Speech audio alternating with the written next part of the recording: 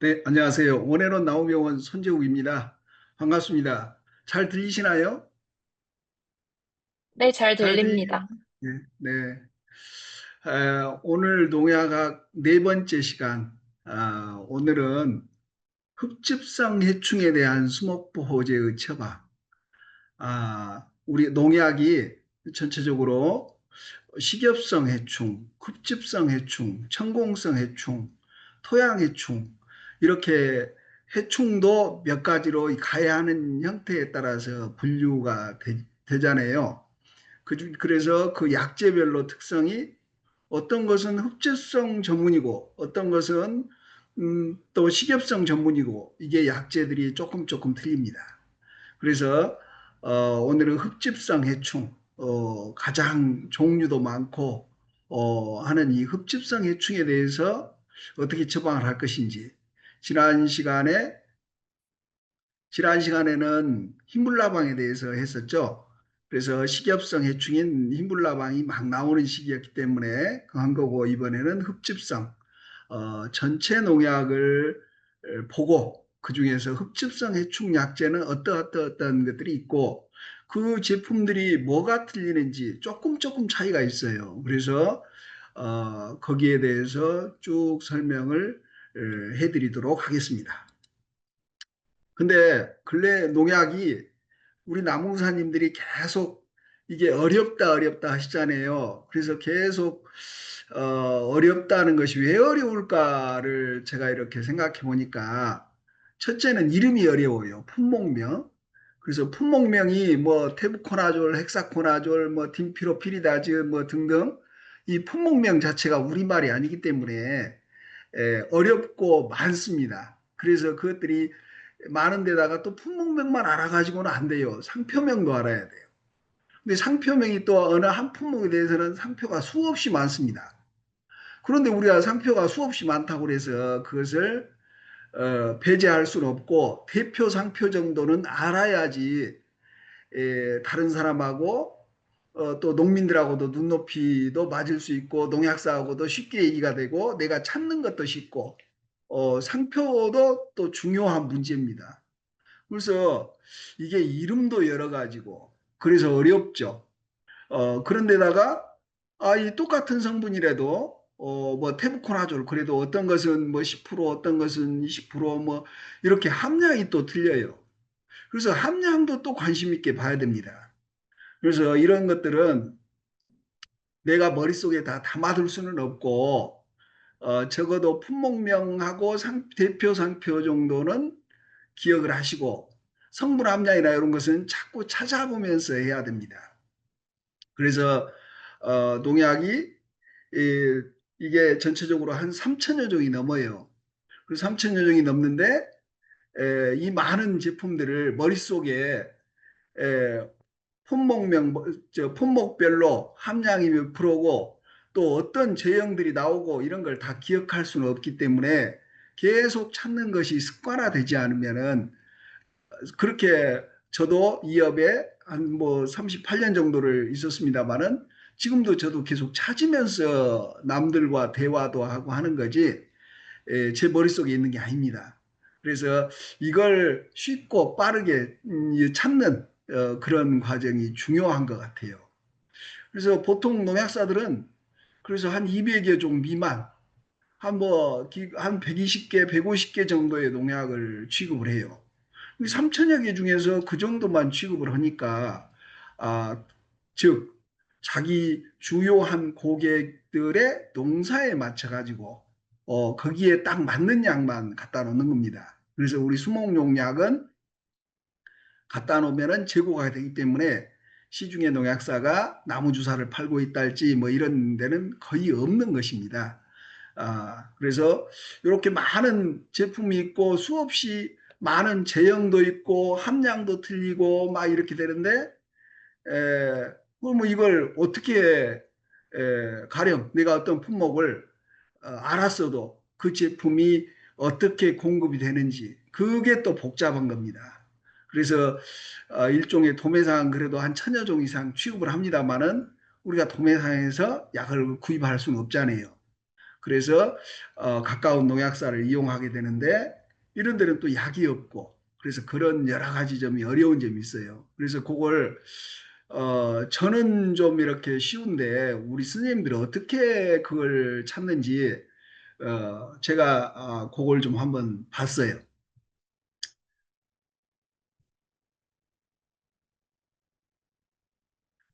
어, 그래서 그 다음에는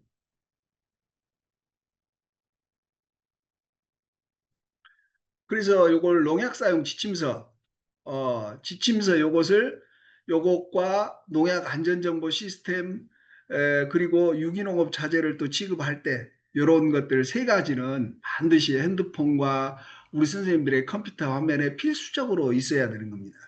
그래서 우리 선생님들이 가령 여기서 볼 때 테부코나졸 테부코나졸 뭐 요걸 찾았다고 쳤을 때 테부코나졸에는 수화제, 유제, 입상수화제, 유탁제, 액상수화제, 미탁제 이렇게 많은 제형들이 있고 그리고 그 제형별로 이 옆에 보시면은 함량이 표시가 돼 있어요. 요걸 반드시 보셔야 되고 그 밑에 수화제 그러면은 실바코, 해모수, 탐보험, 실바코프, 레베카 이렇게 회사별로 여러 가지 상표가 있다는 것이 표시가 됩니다. 이걸 쭉 밑으로 내려보시면은 이제 이 제품에 따라서 회사 이름들이 또 나오게 되죠. 그래서 그런 제품들을 보고 그러면 이런 약을 어디서 살 수 있는지 이게 이제 또 깝깝할 일입니다. 그래서 우리 선생님들이 창업했다고 쳤을 때 처음에 약을 찾을 때는 이 지침서를 보고 찾아서 이 실바코란 약이 어디에 돼 있다. 그 회사로 직접 전화해 보는 수밖에 없어요. 그래서 그 회사로 전화해서 어디서 살 수 있나요? 물어봐야 됩니다. 난감한 일이죠. 대부분의 소매상이 100여 개, 200여 개를 팔고 있기 때문에 내가 찾는 약이 어디서 사야 되는지 그것이 참 깝깝한 일인 거죠. 그래서 근데 그것을 전체적으로 한꺼번에 품목을 다 이렇게 에, 어떤 리스트를 작성하고 공급 품목 목록을 작성해서 시중에 돌리면은 그게 또 공정거래 위반이 돼요. 그래서 그런 서비스를 하는 데가 하나도 없습니다. 그래서 저희 원앤원은 고기에 대해서 공정거래 위반의 어떤 그런 걸 좀 배제하면서 공급 품목 일람 그리고 정보를 주는 제공의 차원에서 리스트를 2년에 한 번씩 저희가 책자를 만들어내요. 그 책자에는 각사의 공급하는 품목이 다 들어 있습니다.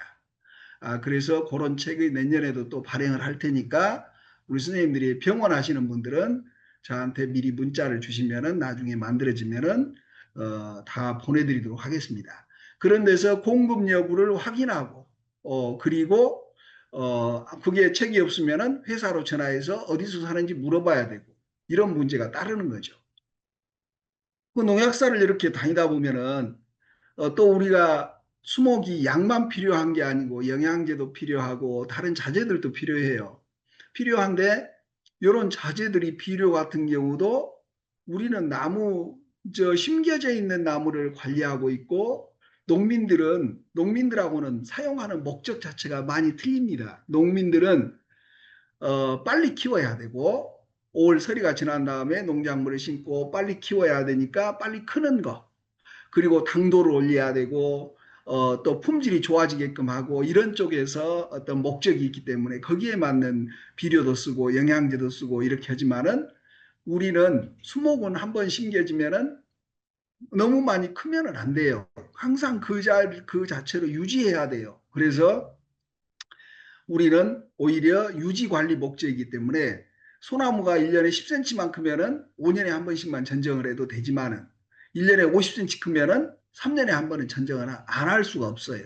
그래서 우리는 유지하는 데 목적이 있는 거고 꽃이 좀 많이 더 피게끔 한달지 이런 쪽에 그리고 이제 죽어가는 나무에 대해서는 또 거기에 따라서는 신초가 막 토양에 뿌리가 죽고 이랬을 때는 거기에 맞춰서 또 맞는 비료를 써야 되고 그래서 일반적인 농약사들한테 이런 걸 또 추천받아서 쓰기도 어려운 것이 사실인 겁니다. 그래서 이런 것들에 대한 정보는 서로 서로 공유하면서 우리 병원들의 경험을 잘 들어보고 우리한테 맞는 약을 선택하시면 될 겁니다. 자제나 이런 것들도요. 그래서 그 다음에는 또 최근에는 또 약해 문제, 제가 전에도 자꾸 몇 번 얘기를 했지만은 약해, 가령 스위치온이 약해가 난다. 이것은 약해가 난다거나 혼용했을 때 혼용이 안 된다거나 또 이런 것들은 회사로서는 매출에 대단히 큰 타격을 받습니다.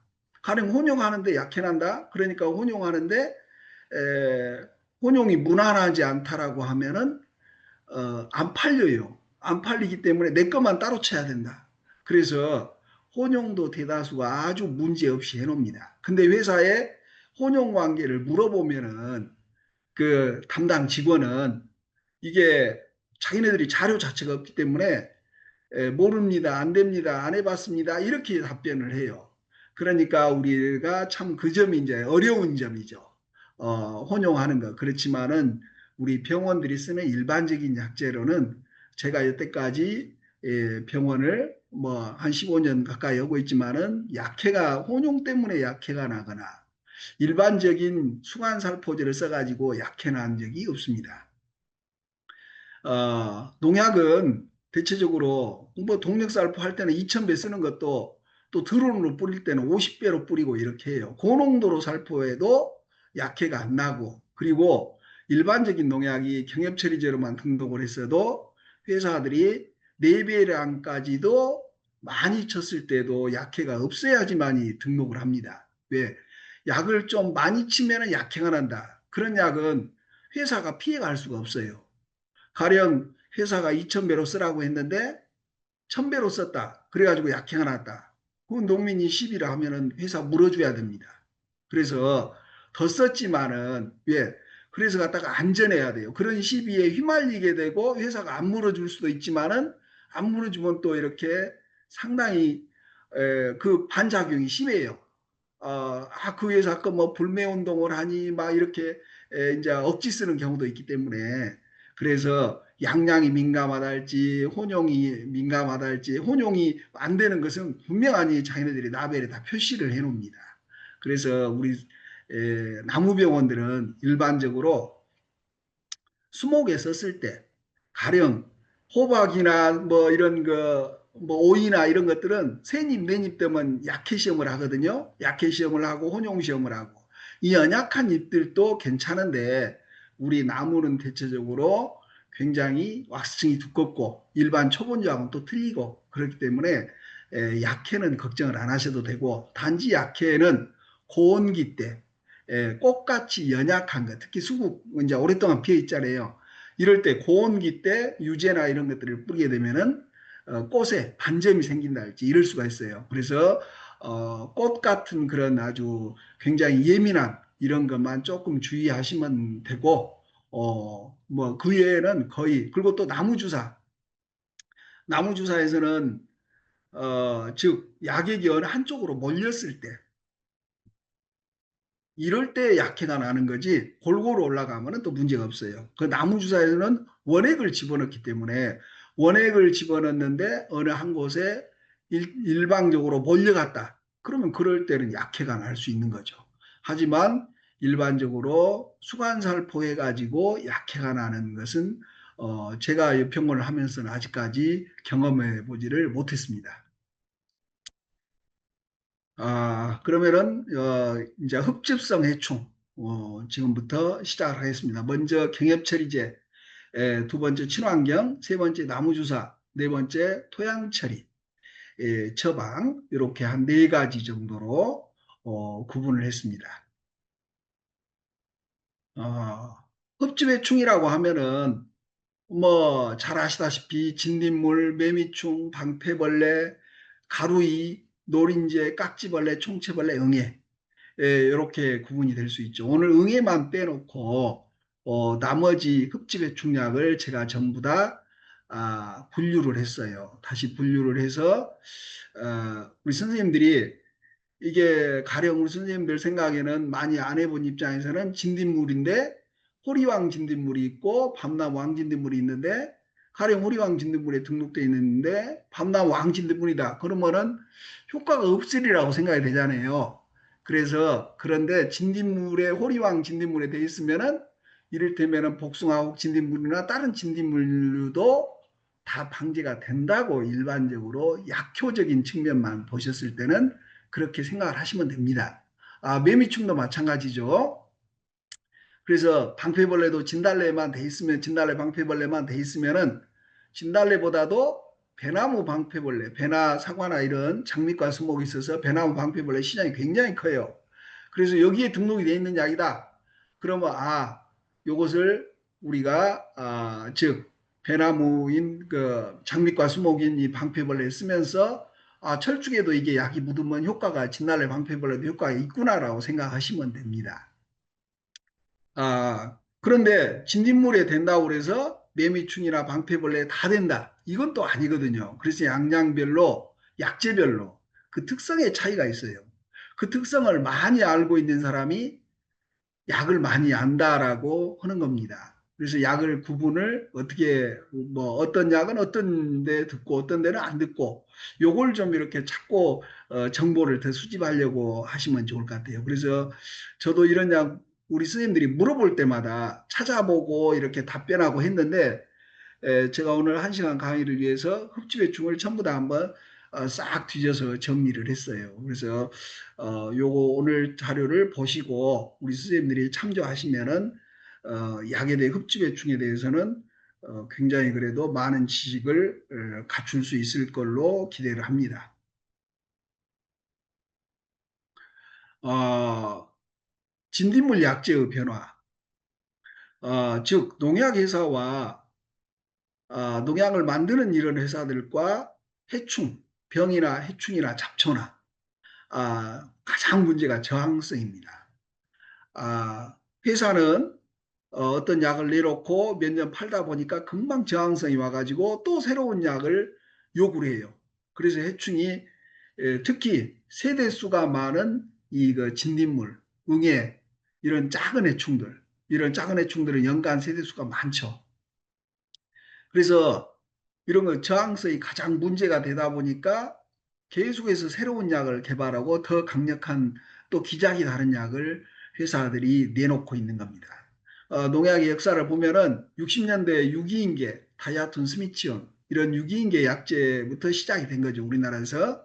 그 다음에 이제 피레스로이드 계통의 약제, 피레스로이드 계통의 약제가 나왔고, 그게 80년대. 그래서 피레스, 데시스, 뭐 타스타, 비펜트린, 뭐 에토펜프록스 막 이런 그 피레스로이드 계통, 그 다음에 니코티노이드 계통, 네오니코티노이드 계통의 어떤 뭐 아스타미프리드, 이미다클로프리드 뭐 이런 클로치아니딘, 티아메톡삼 이런 그 니코틴 계통의 약제들이 그 다음에 쏟아져 나왔어요. 그래서 요게 나오다 보니까 많이 나오다 보니까 또 농민들이 계속 진딧물이 가장 또 문제니까 세대수가 많으니까 계속 쳤는데 또 이렇게 이를테면 한 3주 지나니까 또 나오거든요. 또 그럼 또 치게 되고 이렇게 계속해서 치다 보니까 저항성이 오니까 회사들은 또 계속 새로운 약을 만들어내는 겁니다. 그 다음에 2005년도에 세티스 9번 29번 계통의 세티스가 나왔고 2011년도에 또 이렇게 셀폭사플로르 뭐 이런 제품이 이제 또 4번 계통의 약제가 추가로 더 강한 것들이 나왔죠. 그 다음에 이제 저항성을 이렇게 해결하는데 또 다시 저항성이 와서 어, 스피로테트라멘, 뭐 피리플루퀴나존 뭐 이런 것들이 나온 거고 이렇게 에, 또다시 2012년도에 이런 제품들이 나와서 이제 또 저항성을 해결해서 또 사용이 되는데 이런 것들이 또 쓰다 보니까 농민들한테는 또 새로운 게 요구도가 있는 거죠. 이것도 안 들은다. 뭐 이렇게 되니까 이제 뭐 그 다음에는 2021년도에 아피도피로펜, 뭐 이런 것들, 그 다음에 지난해 딘프로피리다제, 이렇게 즉 진딧물, 흡집해충, 진딧물이라고 했지만은 전체적인 흡집해통의 약재들이 이렇게 나온 겁니다. 자, 그러면은 이러한 흡주배충에 대해서 경엽처리 처방, 제품별로 해충별로 약효 차이를 좀 제가 보겠습니다. 흡주배충을 쓸 수 있는 것이 유기인계 계통에는 페니트로치온, 이것도 흡주배충에 되는데, 즉 진딧물, 매미충, 방패벌레, 노린재, 가루이가 안 들어요. 깍지벌레, 총채, 응애가 안 듣고 또 이 색깔별로 요 진한 색깔은 우수하다고 했고 보통은 양호, 요 색깔이 없는 것은 효과가 아주 미미하다고 보시면 돼요. 그래서 페니트로치온은 천공성 해충에는 유효하지만은 나머지 응애나 가루이는 효과가 없고 나머지 흡집해충에는 애지간히 듣구나라고 보시면 돼요.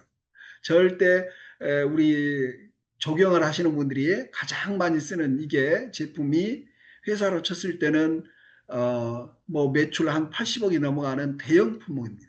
그리고 적용 쪽에서 많이 사용이 되는데 그래서 이게 뭐냐면 유기인계, 가스독이 있기 때문에 접촉도 가스독이 있기 때문에 맞으면 죽는. 하지만은 색깔들이 좀 옅은 것은 뭐냐면은 아주 우수하지는 않다. 그래서 또 가루이나 응애 쪽은 안 듣는다. 효과가 미미하다. 이렇게 보시면 돼요. 그래서 특히 이제 뭐 식엽성 해충 이런 데는 미국 인블라방이라는 식엽성 해충에 등록돼 있지만은 농민들이 가장 문제가 되는 파밤나방, 담배나방에 이 페니트로치온, 스미치온을 쓰는 농민은 하나도 없습니다. 시나마나 안 듣기 때문에. 그래서 약효가 미미하다라고 보시면 돼요. 그래서 이런 제품이 그래도 흡집해충에도 스미치온 유기인계 대표적인 거 물론 다이아톤이나 다른 것도 있지만은 쓰는 빈도가 줄어서 스미치온만테가 대표적으로 1번 중에서는 올려놨고 그 다음에 피레스로이드 계통의 이 델타메트린, 비펜트린, 남다사이, 할로트린, 에토펜, 프록스 이런 것들이 3번 계통의 약제가 있죠. 3번 계통의 약제들도 전체적으로 색깔이 지금 진하지가 않죠. 색깔이 가장 녹색이 진하게 나와야지만이 이 제품들이 여기에 좀 이렇게 효과가 좋구나 이러는데 3번 그룹은 가장 싼 그룹입니다. 살충제 중에서 델타메트린 뭐 4,000원 정도면은 다 구입이 가능한 500리터를 쓰는데 4,000원밖에 안 되는 뭐 또 피레스 뭐 이런 것들은 또 뭐 3,000원 정도 이렇게 가장 싼 약 그룹이에요. 그래서 이런 것들이 1번이나 3번 싸기 때문에 적용해서 그리고 3번은 접촉독. 그래서 접촉독과 1번 유기인계는 접촉독, 가스독. 그래서 이런 것들은 맞으면 죽기 때문에 이런 싼 그룹을 가지고 그동안에 조경을 했던 분들이 이런 약재를 가지고 방제를 하는 거죠. 그래서 우리 조경 수목 관리하는 쪽에서는 밀도를 줄이는 거니까 그 즉시에서 맞은 놈 죽으면 돼요.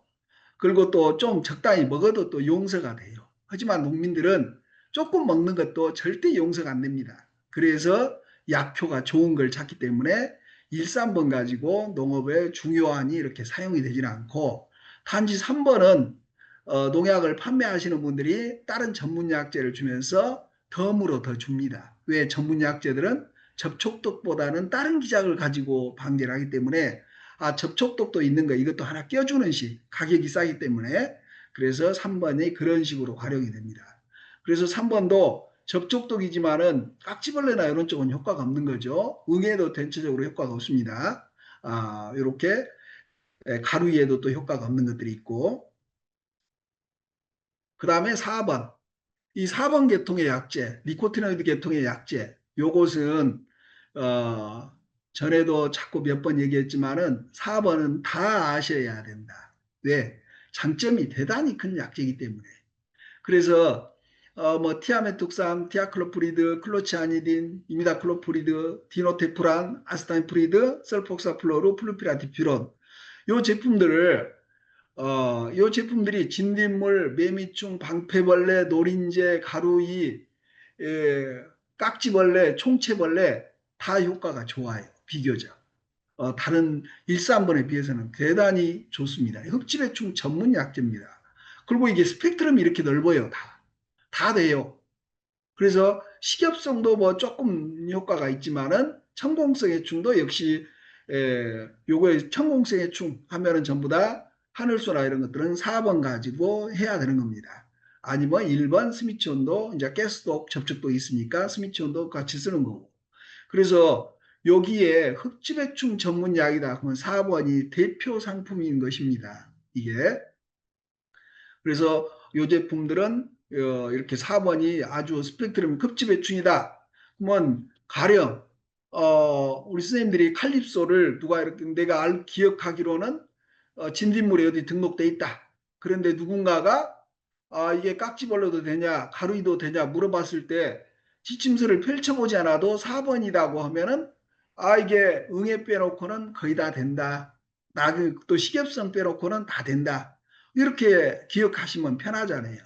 그래서 등록 여부는 확인을 해야지만은 그 전에 약효가 얼마 정도냐에 따라서는 요 표를 보시고 이렇게 쉽게 그 가령 수목 관리하는 공무원하고 대화를 할 때 이를테면은 지금 깍지벌레가 좀 심한데 어떤 걸 해야 될까요? 뭐 4번 계통의 약제도 추천하고 깍지벌레 전문 약제가 또 있으니까 그런 것들 같이 쓰시면 됩니다. 이렇게 처방을 할 수가 있겠죠. 이게 하나하나 등록사항은 우리가 머릿속에 집어넣을 수는 없지만은 전체적인 그 약제의 약효나 이런 것들은 이런 강의를 듣고 적당히 자기의 지식으로 활용하시면 됩니다. 자, 그러면은 아까 얘기해서 4번 가지고 저항성이 왔어요. 그래서 농민들은 저항성이 왔습니다. 자주 쓰는 농민들은. 하지만 우리 수목 가지고는 아직까지 4번이 안 듣는다 이런 소리 없어요. 근데 그래서 그 다음에 이제 9번을 내놨어요. 9번 흡집해충 전문약. 그래서 9번에서 이 현음기관을 조절하는 아피도피로펜, 피메트로진, 플루피라퀴나존 요 세 가지 9번 계통의 약제가 그 다음에 4번의 저항성을 해결하기 위해서 나왔어요. 나왔는데 자 보시다시피 이 제품들은 아까 4번은 천공성도 다 이렇게 진한 색깔이었는데 천공성 없죠. 이게 안 되죠. 그 다음에 방패벌레도 미약하죠. 안 되죠. 노린재도 어떤 건 팡팔에는 효과가 있지만 다른 게 효과가 없습니다. 깍지벌레도 이거 우수수나 이런 것들은 피메트로지는 효과가 없어요. 그래서 요 표를 보시고 이게 스펙트럼상 4번은 흡집해충 어머는 전체가 다 듣는데 9번은 안 되는구나. 근데 4번은 꿀벌 독성도 강하고 근데 9번은 꿀벌 독성도 다 해결한 약제고 대신 스펙트럼이 좁아진 거예요. 그러니까 이거 진딧물 전문약이긴 한데 진딧물이나 가루이는 다 되지만은 나머지는 방패벌레도 안 되는구나. 이런 것을 이 특성을 잘 아셔야 돼. 요 표를 하나하나 등록사항을 우리가 다 볼 수는 없지만은 요 표 정도는 좀 핸드폰에 캡처해 가지고 다니면서 누구하고 얘기하거나 이렇게 쉽게 자꾸 들여다보면은 머릿속에 이 표 정도는 어느 시간이 자꾸 반복될수록 좀 그래도 기억이 되지 않을까 싶습니다. 그래서 9번 계통의 약제, 그 4번을 해결한 저항성을 해결한 9번 계통의 약제. 그래서 아직까지 우리는 4번을 주로 많이 쓰지 수목 쪽에서는 9번들은 아직은 좀 비싸요. 가격이. 카피들도 많이 안 나오고 그래서 9번은 좀 비싼 점이 있지만은 이제 우리도 즉 4번만 좋다고 계속 쓸 게 아니고 진딧물이 전번에는 4번 썼으니까 이번에는 9번으로 처방해야지 이렇게 해서 9번도 처방하고 다른 걸로 넘어가서 처방을 자꾸 돌려가면서 처방도 하시면 좋겠죠. 그 다음에 흡집배충약은 23번 스피로테트라멘 모벤토, 그리고 28번 토리치, 29번 플로니카미드라는 이 세티스, 36번 이피콘. 그래서 23, 28, 29, 30 이런 제품들이 있습니다. 그래서 모벤토는 우리가 잘 알다시피 진딧물, 깍지벌레, 응애까지 듣는 약제예요. 그래서 장점이 큽니다. 응애도 되면서 진딧물이 되고 깍지 쪽에도 좀 상당한 특효가 있고 가루이까지. 그래서 이 23번 모벤토도 굉장히 장점이 큰 약제이기 때문에 이런 것으로 가령 4번 가지고 문제가 됐다. 뭐 23번으로 돌려 쓴다 할지 이렇게 하시면 됩니다. 28번 토리치. 요것은 28번은 주로 나방약, 식엽상해충, 사이안트라닐 리프롤이 이게 나방의 효과가 좋은 제품이죠. 나방의 효과가 좋으면서 28번이 또 총체벌레 쪽의 효과가 좋아요. 그래서 총체벌레, 꽃노랑 총체벌레, 어, 꽃노랑 총체벌레 등 뭐 이런 것들도 뭐 또 뭐 가루이, 꼬마 배나무이 이런 그 가루이 쪽 이런 가루이 쪽까지 효과가 좋은 제품입니다. 근데 이런 제품은 아직까지는 가격이 꽤 합니다. 이게 비쌉니다. 28번 계통은 오래되질 않아 가지고 그 다음에 29번 세티스 요게 좀 29번 현음기간 조절하는 게 9번이 있고 29번이 있고 36번이 있고 그래서 9번, 29, 36번은 전부 다 현음기관에 작용을 하는 거예요. 그래서 세 가지가 조금 기작이 틀려요.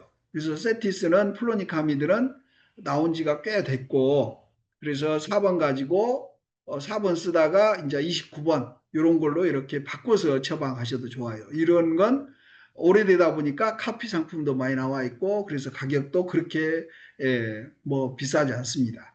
그래서 이런 걸로 넘어가시면 돼요. 그리고 36번 이피콘 농민들한테 지금 진딧물약으로 선풍적인 인기를 끌고 있어요. 근데 우리는 새로운 지난해 나와가지고 처음 나온 약이니까 고가죠. 고가니까 우리는 수목은 아직은 저항성이 안 왔기 때문에 그래도 새로운 약의 효과는 얼마나 틀리나 이렇게 또 한 번씩 써볼 수도 있겠죠. 어쨌든 농민들한테는 이런 36번 이런 제품들이 굉장히 인기가 있다라고 보시면 돼요. 물론 9번 빵빠레스나 뭐 세피나 플러스나 이런 것들도 많이 농민들한테 지금 사용이 되고 있습니다. 그래서 이런 제품들의 특징이 전부 다 새로운 제품들이 이렇게 나오면 모벤토도 마찬가지고 이피콘도 마찬가지고 이런 제품들이 9번도 그렇고 다 꿀벌 독성에 안전하면서 흡집 해충에 효과적이다. 그런데 보시다시피 딘프로피리다즈 이피콘도 진딧물에 좋고 가루이에 좋고 깍지벌레 세티스도 역시 진딧물 요건 매미충까지 또 가루이까지 그리고 이게 총체벌레까지 이렇게 약재마다 모벤토, 세티스, 이피콘, 빵파레스 이 구원들 요것을 뭐가 되고 뭐가 안 되고 어떤 것이 효과가 좋고 어떤 것이 효과가 약하다. 이런 것을 많이 아실수록 우리 선생님들이 그 약을 많이 아는구나 이런 대우를 받을 수 있는 것 같아요. 그래서 요 표를 자꾸 보시면은 좋을 것 같습니다. 그래서 회사들한테 특히 9번 계통의 약제가 혈음기관을 이렇게 TRPV 통로를 조절한다 이렇게 하고 29번도 혈음기관 조절, 36번도 혈음기관 조절. 그래서 어떻게 틀리는지 그 TRPV 채널이 뭐냐 이게 요걸 자료를 제가 받았습니다. 그래서 코드 터널이라고 이게 현음기관 즉 뭐 안테나, 다리, 날개, 이런 입이나 이런 데 관절 이런 즉 감각기관으로서 외부 진동이나 청각에 대한 감각기관을 현음기관이라고 하는데 이 현음기관의 작용을 해가지고 살충 효과를 일으키는 겁니다. 즉 망치로 무릎을 친 것처럼 다리가 펴진다 할지 활동이 불가능해져 버린 거죠. 그래서 곤충을 또 귀머거리로 만들고 이렇게 해서 결국은 사망하게 하는 게 이 9번 9번이 그렇고 29번도 역시 세티스도 똑같이 현음기관에 근데 이제 그 세부적인 건 조금 틀린 거죠. 조금 틀립니다만은 거의 기작이 유사하다. 36번도 마찬가지고요. 그래서 현음기관에 작용하는 9번, 29번, 36번 세 가지의 지금 기작을 얘기하고 있는 겁니다. 이것도 세피나 플러스 9번이죠. 9번의 작용 기작도 역시 이렇게 현음기관에 작용해서 정상적인 섭식 행동을 못하게 하고 움직임을 못 움직이게 해서 치사하게끔 하는 이런 작용을 합니다. 즉 현음기관 TRPV 통로에 붙어가지고 이걸 죽인다 하는 겁니다. 이거 나중에 자료 보시면 한 번씩 읽어 보십시오.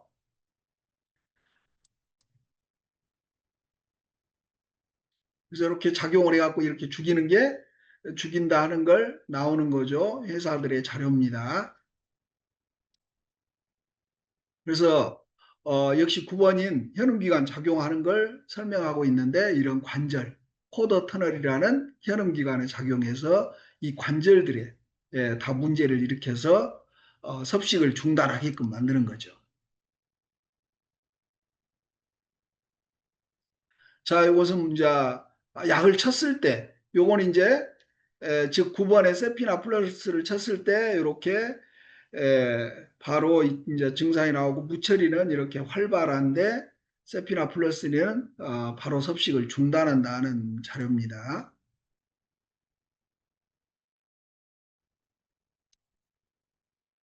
자, 이것도 역시 마찬가지인데 9번의 약제를 쳤을 때 무처리나 대조약제는 계속 꼭꼭 빨고 있는데 세피나 플러스는 구침을 빼고 바로 15초 만에 중단하고 행동 이상을 유발해서 죽더라 하는 그겁니다. 그래서 36번 이피콘도 딤프로프리다즈 새로운 약.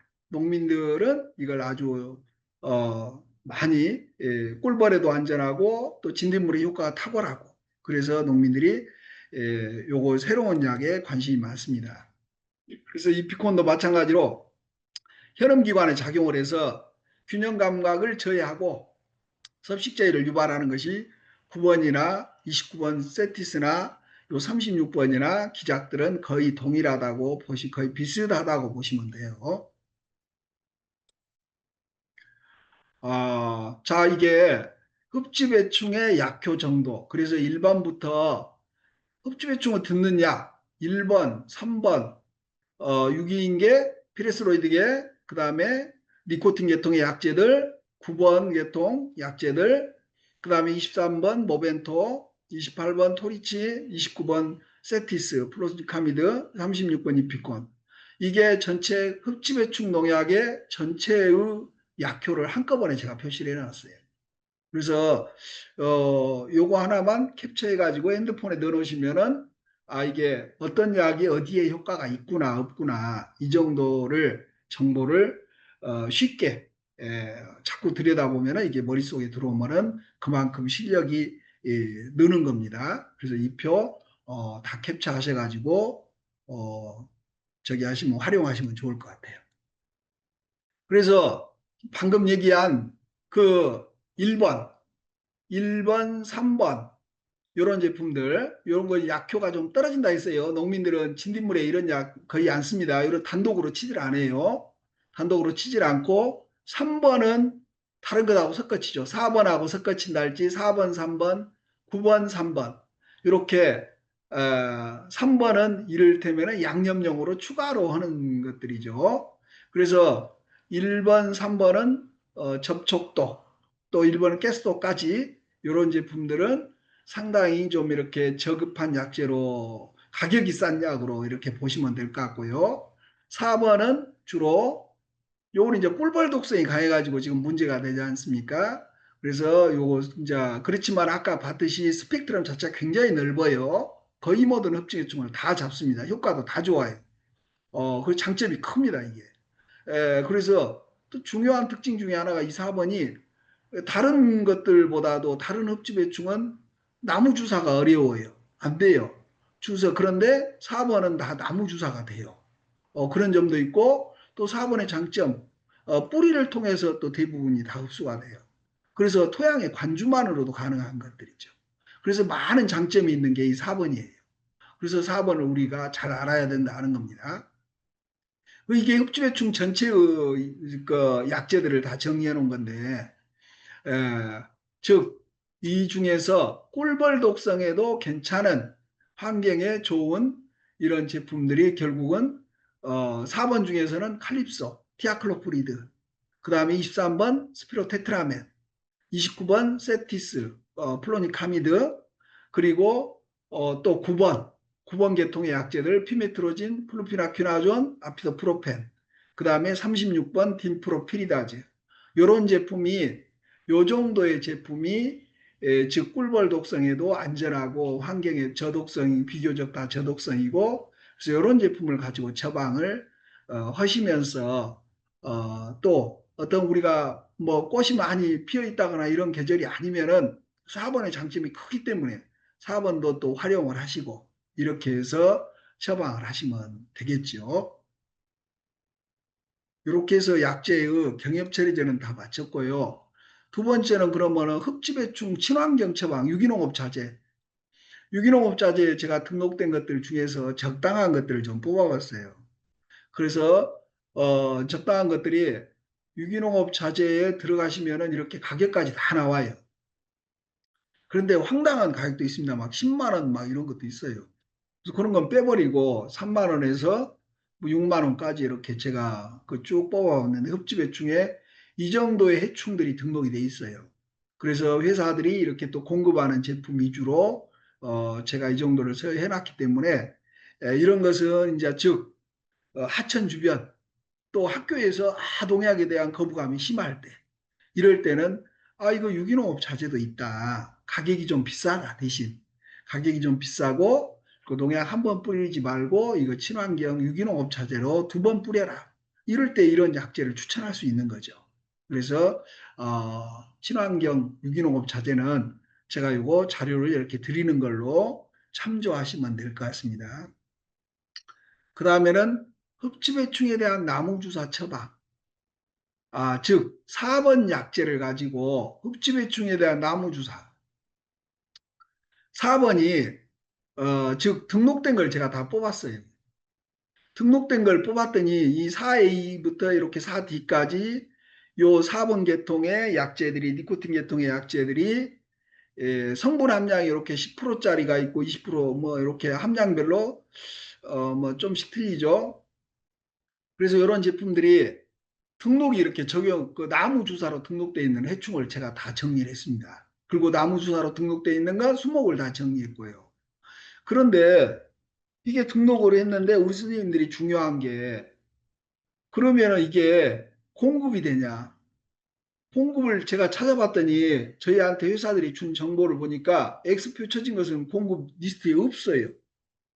그래서 없거나 또 공급을 했어도 우리 선생님들이 필요한 시기 때 그 회사가 뭐 떨어지고 없거나 뭐 이럴 수가 있어요.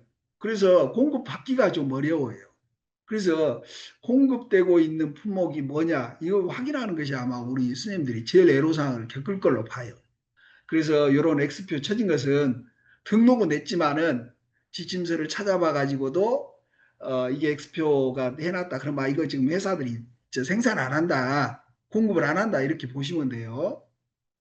다른 이제 요거 4번 중에서는 이미다클로프리드, 젠토 오디션, 요건 4ml짜리로도 공급을 하고 4리터도 공급을 하고, 이렇게 해서 나무 주사제로 대용량과 소용량 이렇게 공급을 합니다.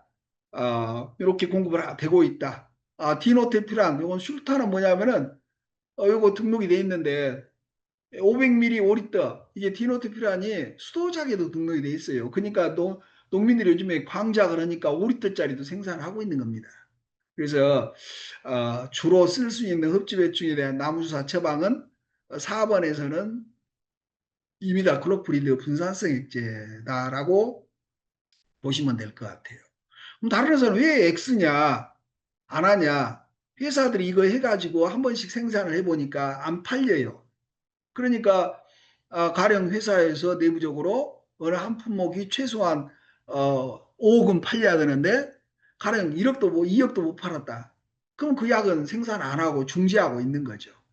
그래서 그러다 보니까 공급이 되고 안 되고 이런 차이가 있습니다. 이게 4번 중에서입니다. 클로프 미탁제도 이것도 등록이 되고 있어요. 크로스.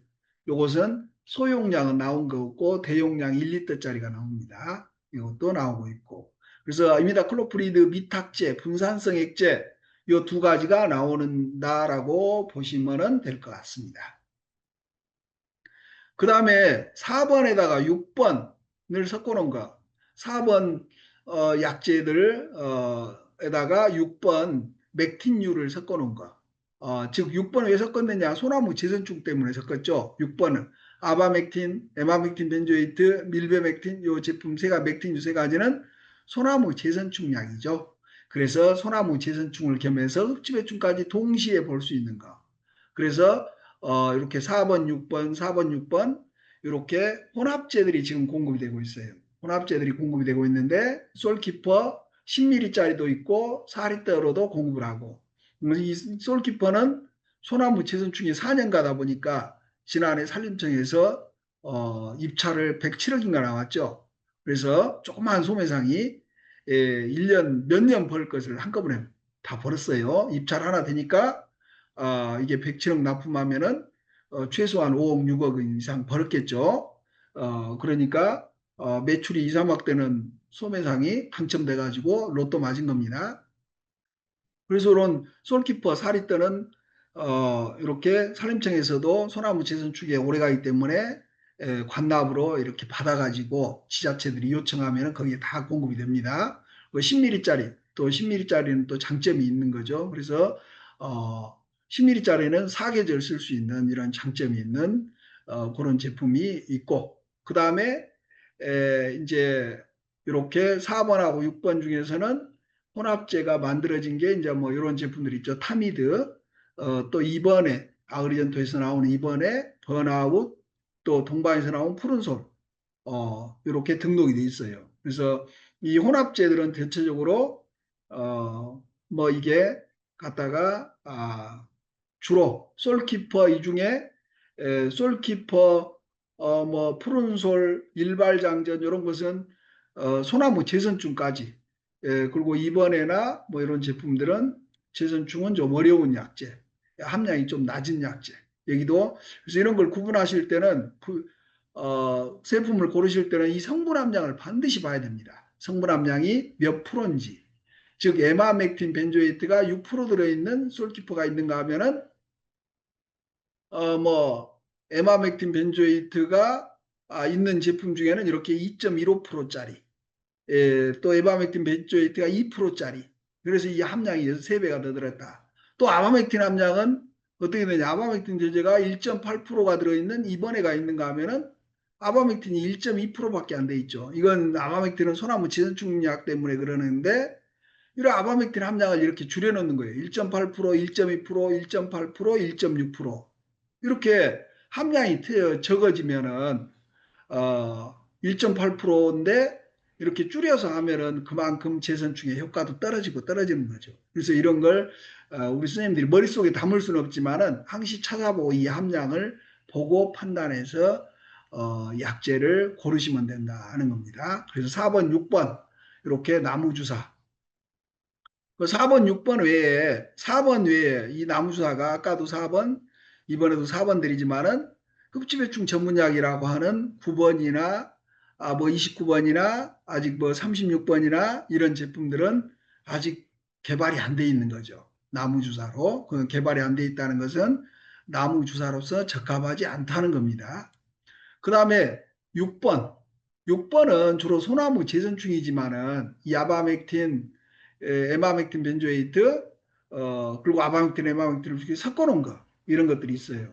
이 중에는 이렇게 생산이 안 되는 것들이 좀 많고, 왜? 혼합제가 아무래도 4번, 6번 섞어놓은 것이 인기가 있지, 단제만 내놓으면은 소나무 재선충만, 소나무에는 소나무 재선충뿐만이 아니고, 뭐 깍지벌레, 진딧물 등 많지 않습니까? 그걸 같이 방제해야 되기 때문에 4번, 6번을 주로 하는 거지 6번만 쓰기에는 재선충만 하기 위해서는 6번이 좀 많이 안 팔리다 보니까 그렇게 생산을 안 하는 것들이 많습니다. 그런데 4번 중에서 이 아바맥틴 소나무 재선충뿐만이 아니고 응애약으로 이렇게 또 많이 쓰여요. 농민들한테 대단히 많이 씁니다. 이 아바맥틴 응애 효과가 굉장히 좋아요.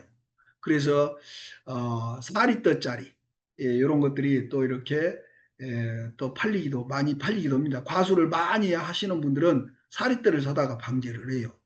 그래서 응애약으로서 응애와 즉 소나무 재선충에 효과가 좋은 이 아바맥틴 이런 것들이 또 4리터 대용량도 나오는 거고 에마맥틴 벤조에이트 이것도 역시 4리터가 나오죠. 이것은 에마맥틴 벤조에이트는 소나무 제선충뿐만이 아니고 솔껍질 깍지벌레나 미국 흰불나방, 나방류, 식엽성 해충에 이건 또 특효입니다. 그래서 식엽성 해충에도 특효이기 때문에 이것도 역시 사리떼 대용량이 많이 활용이 되고 있는 겁니다. 그래서 아바맥틴, 에마맥틴 이 6번들, 4번, 6번이 결국은 즉 활용도가 나무 주사제로서는 중요한 제품, 많이 활용이 되고 있기 때문에 반드시 이 장점들을 기억하시고 오시면 좋을 것 같습니다. 그러면 이걸 일회용 압력식 주사제로 만들어 놓은 것들은 뭐가 있냐? 좀 전에 얘기를 했지만은 이렇게 솔키퍼, 푸른솔, 일발장전, 항식을 고르실 때 이 함량이 몇 프로인지, 이 함량이 몇 프로인지, 여기 6%인데 일발장전 2.15%, 또 이 푸른솔은 아바맥틴 1.8%인데 뭐 다른 것은 1.2%. 요건 타미드가 4.5%좀 늘려놨는데 푸른소를 10mm로 하고 요것은 5mm로 하고 그래서 용량을 줄여가지고 더 적게 쓰게끔 그래서 요것은 함량만 높다고 이게 더 많이 들었다 이렇게 생각하시면 안 돼요. 사용량을 또 비교하셔야 돼요. 그래서 이 함량을 꼭 보고 약재를 고르시면 될 것 같습니다. 그 다음에 흡집해충에 대한 나무주사 처방 대용량이 필요한 경우가 있어요. 그래서 대용량이 공급되는 품목들이 뭐가 있나 이렇게 흡집해충약으로서 이렇게 5리터, 4리터 뭐 이런 제품들이 즉 거의 지금 요 제품들이 다 4번이죠. 이거 4번 아스타인프리드, 티아클로프리드 4번, 이미다클로프리드 다 4번 계통의 약제들. 그래서 이런 걸로 다 이렇게 니트나무, 예줄면충 이런 거 방지합니다. 그 다음에 혼합제들, 4번, 6번 혼합제들도 이렇게 많이 나와요. 그래서, 뭐, 솔키퍼, 뭐, 이런 것들 가지고 산림에서도 많이 방제를 하는 거죠. 푸른 솔, 뭐, 이런 것도 사리떼가 나옵니다만은 그건 회사가 산림청에 우리 회사만 팔게 너네들은 팔지 마. 그래서 유통에 공급을 하질 않습니다. 그렇게 해서 등록은 돼 있고 회사가 생산하는데 물건을 안 주는 경우도 있어요. 그래서 내가 독점한 품목이니까 우리만 판다 이런 거고 그런 개념이 있습니다. 그래서 이렇게 대용량 처방하는 약제 소개해드렸고 마지막으로 흡집해충에 대한 토양관주, 토양살포 이것도 굉장히 중요한 표예요. 즉 4번 계통의 약제, 4번 계통의 이 약제들이 경엽처리 다 되죠. 관주처리, 관주처리라는 것은 물에다 타가지고 뿌리 밑에다 이렇게 뿌리에다 줬을 때 뿌리를 통해서 흡수되는 거. 이게 자 1번이나 3번 뭐 또 가령 15번 15번 뭐 누런누런 하는 것들 20 그리고 막 이런 것들은 관주 처리하면은 효과가 없어요. 전혀. 그 제품별로 이거 4번은 근데 물에다 타가지고 즉 우리가 방제를 할 때 가령 어느 주택을 가니까 어떤 뭐 나무 한두 그루가 아주 심하게 어떤 뭐 깍지벌레나 뭐 이런 것들이 심해요. 그랬을 때 우리가 관주 처리가 가능한 이런 약을 알고 있으면은 한 그루 때문에 우리가 방제 차량을 끌고 가서 방제해 줄 수는 없고 한두 그루 소수일 때는 자, 이 약을 이렇게 해가지고 가서 우리가 조루에다 약물을 이렇게 좀 주입해 주면은 끝나는 이런 제품들도 필요한 거죠. 그래서 관주 처리가 뭐가 되는지 알고 있어야겠죠. 그리고 4번이 이게 다 됩니다. 관주 처리가. 그래서 관주 처리 다 되죠. 또 근데 9번 중에서는 요건 아피도피로펜이나 프로필라퀴나조는 관주 처리가 안 돼요. 근데 피메트로진은 됩니다. 그래서 이런 것이 된다라고 하면 회사가 이게 이 시장이 큽니다. 왜 크냐? 농민들은 어떤 고추고 뭐고 육묘를 하잖아요. 육묘를 해가지고 모종을 서리가 지난 뭐 5월 뭐 초순 넘어서 이렇게 밭에다 정식을 해요. 그런데 이미 신고 나서 약을 뿌리기는 어려운데 미리 육묘장에서 심기 전에 또 농민들이 심기 전에 밑에 모종판에다가 관주가 돼서 진딧물이 안 온다. 그러면은 그런 약을 가지고 조루로 뿌리에다 싹 주고 그 다음에 옮겨 심는 거죠. 그러면은 한두 달 진딧물이 안 와요. 근데 그걸 안 하면은 심자마자 진딧물이 일주일도 안 돼서 싹 달라들어가지고 계속 피해를 주죠. 그럼 또 바이러스도 유발되고 막 이제 피해가 심하죠. 그리고 밭에다가 약을 뿌리는 게 편합니까? 모종판에다 뿌리는 게 편합니까? 약물에다가 한번 큰 통에다 약을 담가 놓고 농민들이 그 모종판을 한번 넣었다 뺐다 하면은 진딧물이 한 두 달 안 와본다. 얼마나 큰 강점이에요. 그러니까 그 강점이 있기 때문에 그 특성이 있으면은 그만큼 판매량이 늘겠죠. 4번의 장점이 관주 처리가 다 된다는 겁니다.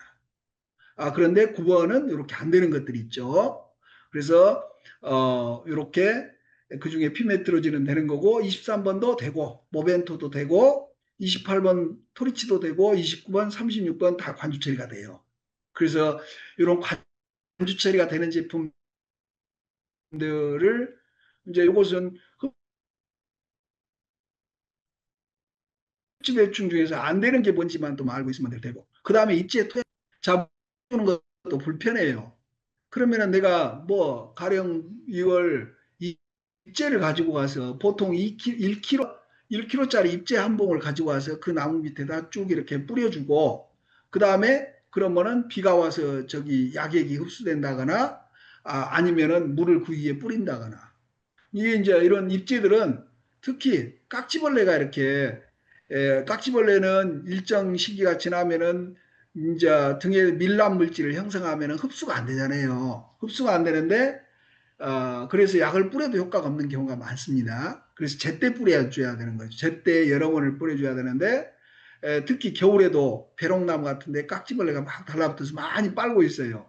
이럴 때 가을철쯤에서 잎제를 뭐 뿌려주면은 잎이 살아있는 동안에 약액이 올라가잖아요. 잎이 있을 동안에는 그러면 이게 이런 것들이 빨아들여져 있으면은 겨울에 이거 빨아먹고 있는데 이제 빨아먹는데 이 약액이 들어오면 깍지벌레가 겨울에도 죽겠죠. 그래서 이런 잎재들 그럴 때 겨울에 활용 뭐 겨울철을 대비해서 가을에 이렇게 미리 뿌려준다 할지 아니면은 또 내가 잎재 한 봉으로 간단히 해결하고 싶다 할지 이럴 때 잎재가 뭐가 있는지 알아야겠죠. 그래서 이미다클로프리드 잎제 뭐 가장 널리 많이 사용이 되고 있어요. 그래서 4번 계통의 약제, 또 29번 9번 세티스도 역시 잎제, 36번 이피콘도 잎제 들여온 새로운 약제들 이런 약제들이 잎제로도 또 개발이 돼 있는 겁니다. 제가 오늘 준비한 건 여기까지 해서 다 마쳤고요.